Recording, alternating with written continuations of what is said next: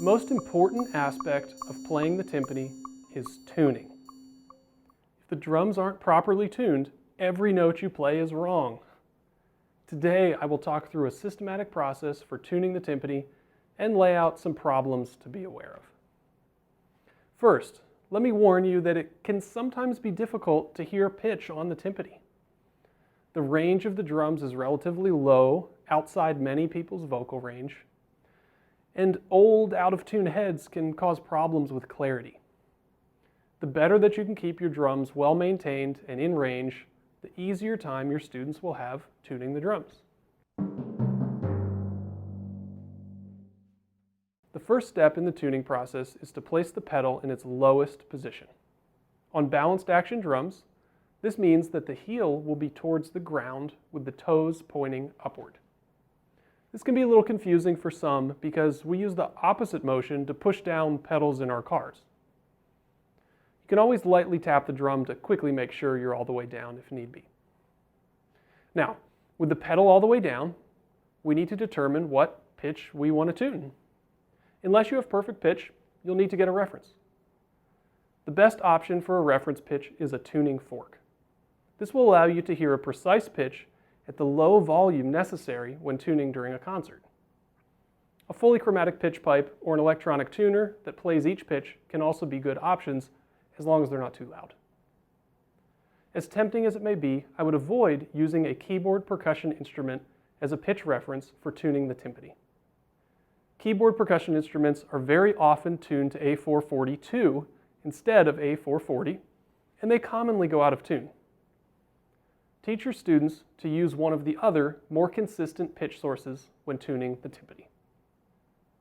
Now that we have our pitch, we need to internalize it. The best way to be sure that the pitch is internalized is to hum the note.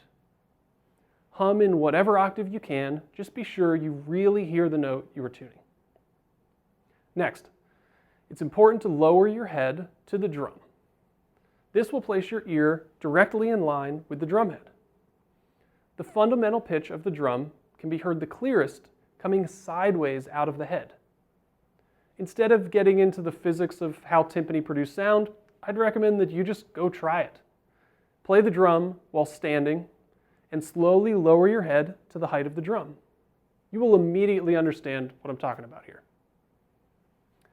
Now that we have our note and our head is low, we can lightly strike the drum and push the pedal up while the drum is ringing. It's important to only strike the drum once so that the clearest pitch can be heard. If you repeatedly tap the drum, there will be some amount of pitch variation and you will never really hear the true pitch of the sustain of the drum. There are a few options for striking the drum while tuning. You can use your finger or a mallet to lightly tap near the bearing edge. Be careful with this if you're tuning during a piece, as it may be mistaken for a written note if you play a little too loudly. A better option is to very lightly tap the drum with your mallet directly on the bearing edge. The drum will produce almost no audible tone, but you will be able to clearly hear the fundamental if your head is low. As you are raising the pitch, be careful not to go past your target. There are two reasons for this. First, it's much easier to hear a note that's a little flat than the note that is a little sharp.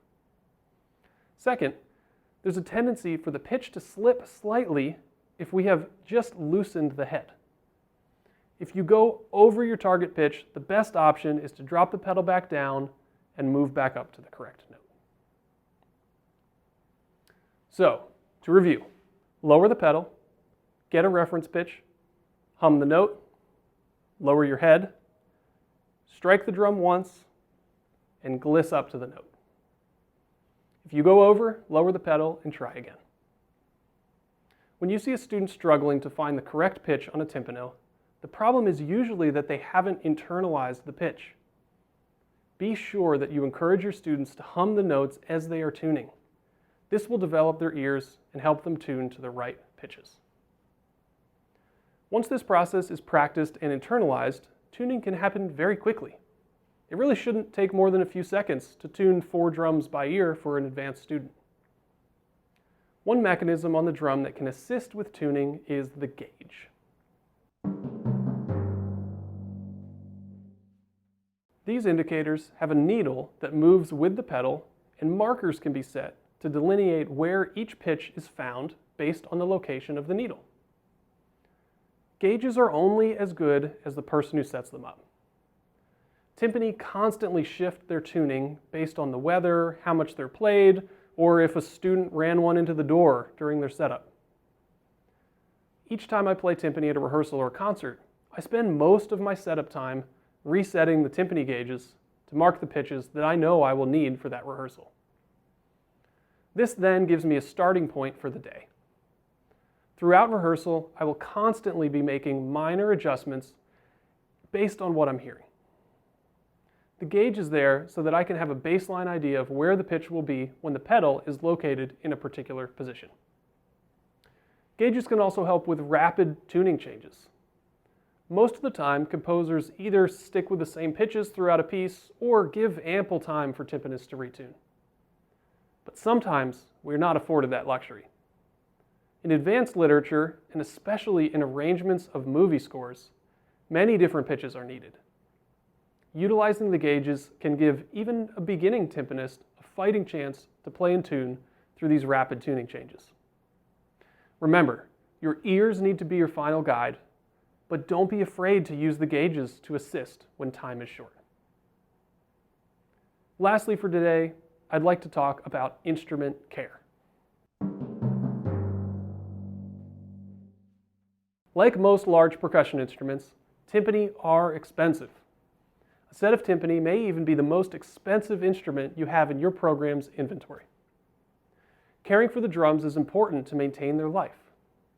Here are a few things to keep in mind with your timpani. Number one, always keep the drums covered when not in use. There are 3 different types of covers for timpani: head covers, dust covers, and drop covers.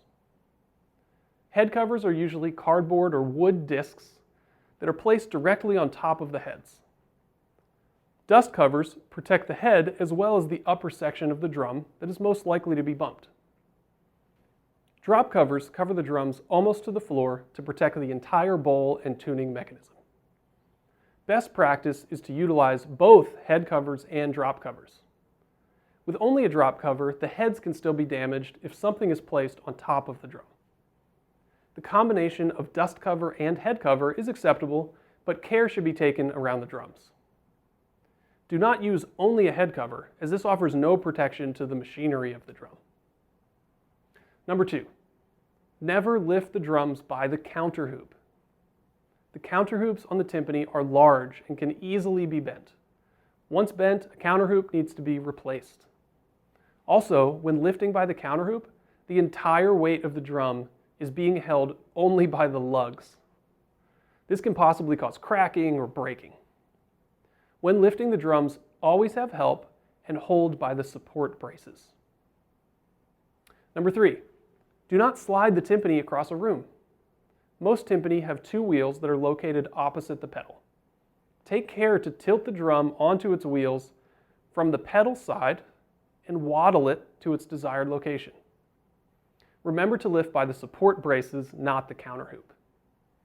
If your timpani have 3 wheels, you may be able to smoothly wheel them across a room without lifting. Just be sure there are no parts dragging and you should be safe. Number 4, utilize a large cart if the timpani will be used outdoors for marching band. The wheels on most timpani will not hold up to the rigor of regular movement through parking lots and grass. Number 5, if you attempt to change the heads yourself, consult a reliable source or have an expert with you. The complicated mechanisms of the balanced action and ratchet type drums can be easily damaged without following the proper procedures. I would recommend that you pay a professional to change your timpani heads for the first time.